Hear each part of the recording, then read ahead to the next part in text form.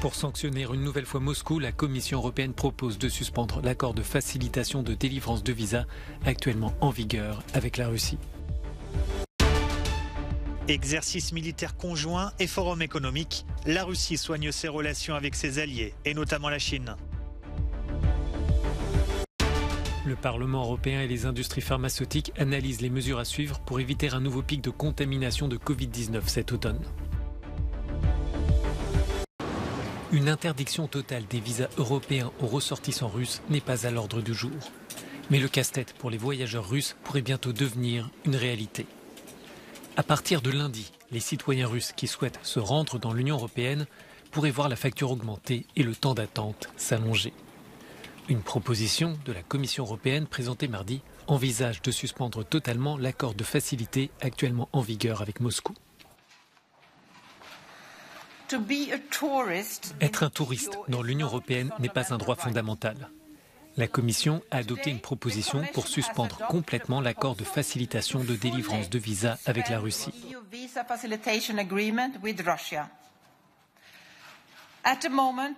Actuellement, il n'existe aucune base de confiance, aucune base pour une relation privilégiée entre l'Union et la Russie.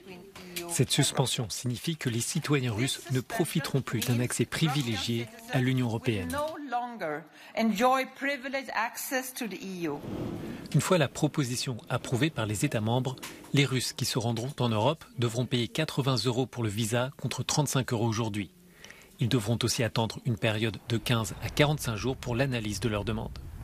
Cette restriction ne s'appliquera pas aux citoyens russes qui ont besoin d'une protection, comme les journalistes, les dissidents ou les militants des droits de l'homme. Pour certains eurodéputés, cette suspension est une réponse équilibrée pour aider les pays voisins de la Russie, mais cette mesure ne mettra pas un terme à la guerre. Je pense que ceux qui imaginent que parce que certains citoyens ne peuvent pas se rendre à Paris ou faire du shopping à Berlin et que cela les poussera à se retourner contre leur gouvernement, je pense qu'au mieux ces personnes sont naïves. C'est pourquoi je pense que c'est un symbole important. C'est un rappel important à, nous ne pouvons plus les appeler partenaires, à nos adversaires russes dans certains cas, de la responsabilité personnelle de beaucoup d'entre eux. Selon Frontex, l'agence européenne de garde-frontières et de garde-côtes, plus d'1 million de Russes sont entrés dans l'Union depuis le mois de février, principalement par la Finlande et l'Estonie. Frappée par les sanctions occidentales depuis son invasion de l'Ukraine, la Russie soigne ses relations avec ses alliés. Elle organise depuis plusieurs jours des exercices militaires d'ampleur dans l'est du pays, avec des unités venant du Bélarus, de la Syrie, de l'Inde et de la Chine notamment. Objectif de ces manœuvres, exhiber la puissance de l'armée russe qui se heurte à la résistance ukrainienne et défier l'isolement international. Vladimir Poutine s'est rendu lui-même sur place ce mardi pour superviser la phase finale de ces exercices auxquels participent près de 50 000 militaires. Le président russe doit ensuite se rendre au Forum économique oriental de Vladivostok où la délégation chinoise sera la plus nombreuse.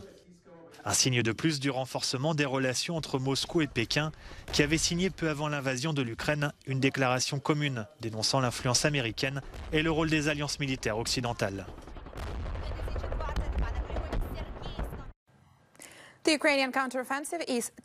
La contre-offensive ukrainienne dégrade de manière tangible les capacités logistiques et administratives russes dans le sud de l'Ukraine occupée.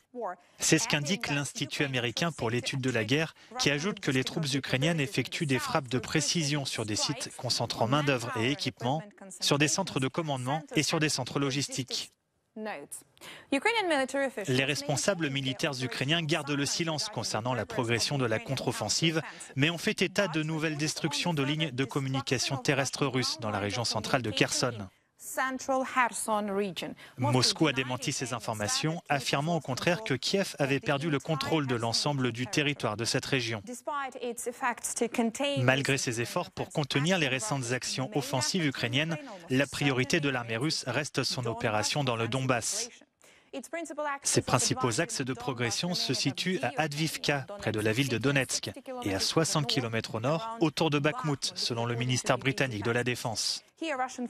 Les forces russes ont mené des attaques terrestres à l'est de Siversk, au nord-est et au sud de Bakhmout, et le long de la périphérie nord-ouest de la ville de Donetsk. Selon l'Institut américain pour l'étude de la guerre, le Kremlin a fait un pas de plus vers l'utilisation de bataillons de volontaires régionaux pour remplacer les pertes en Ukraine. Le président russe Vladimir Poutine a publiquement fait l'éloge de ces bataillons, contrôlés par les séparatistes, en déclarant qu'ils se battaient mieux que les soldats russes professionnels dans le Donbass. Selon l'Institut américain pour l'étude de la guerre, cette démarche est destinée à motiver le recrutement de volontaires et à recadrer la couverture russe du conflit. La vitesse de réaction est essentielle pour protéger cet automne les citoyens d'une nouvelle vague de Covid-19. Le processus doit cependant être accéléré. Les représentants de l'industrie pharmaceutique se sont retrouvés au Parlement européen pour évoquer le lancement d'une seconde génération de vaccins, mais ils émettent aussi un avertissement. Aujourd'hui, la capacité de production de vaccins contre le Covid-19 dépasse largement le nombre de doses qui peuvent être administrées. Le défi n'est plus l'approvisionnement en vaccins, mais la capacité de réussir une campagne nationale de vaccination, en particulier auprès des adultes et des plus âgés. Sanofi attend pour le moment la validation de son vaccin adapté au variant Omicron. L'Agence européenne des médicaments a donné la semaine dernière son feu vert au sérum de BioNTech Pfizer et de Moderna. La Commission européenne a demandé dans la foulée aux États membres de définir des stratégies nationales. Pour éviter une nouvelle vague d'infection, l'institution propose de coupler la vaccination contre le Covid-19 avec celle de la grippe. Elle demande de disposer des capacités logistiques nécessaires et de lancer de nouvelles campagnes de sensibilisation. Le Centre européen de prévention et de contrôle des maladies estime qu'après un été d'accalmie sanitaire, plusieurs pays membres pourraient faire face à une augmentation du nombre de cas et des admissions à l'hôpital.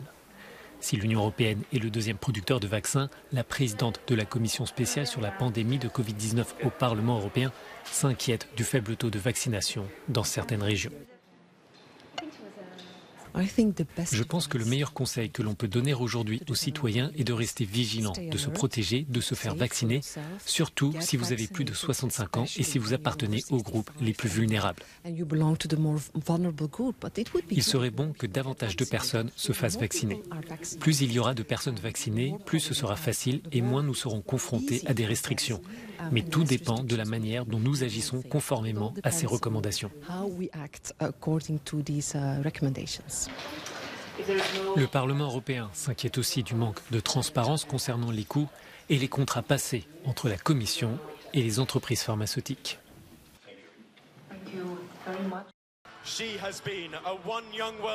Ils savent faire des entrées pour le moins remarquées. Meghan Markle et le prince Harry étaient présents ce lundi lors du sommet One Young World à Manchester en Angleterre. C'est la première prise de parole officielle de la duchesse au Royaume-Uni depuis que le couple a déménagé en Californie il y a 2 ans. Elle est l'une des conseillères stars de l'événement. Je vous ai rejoint à Londres en 2019. Et à ce moment-là, il faut dire que ma vie venait de changer de manière significative. J'étais alors mariée et j'étais devenue mère. Ma vision du monde s'était considérablement élargie.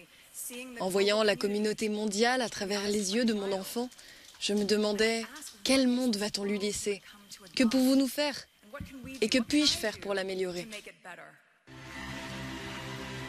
Le One Young World, parfois surnommé le Forum de Davos de la jeunesse, rassemble plus de 2000 jeunes de 190 pays et vise à encourager l'entrepreneuriat.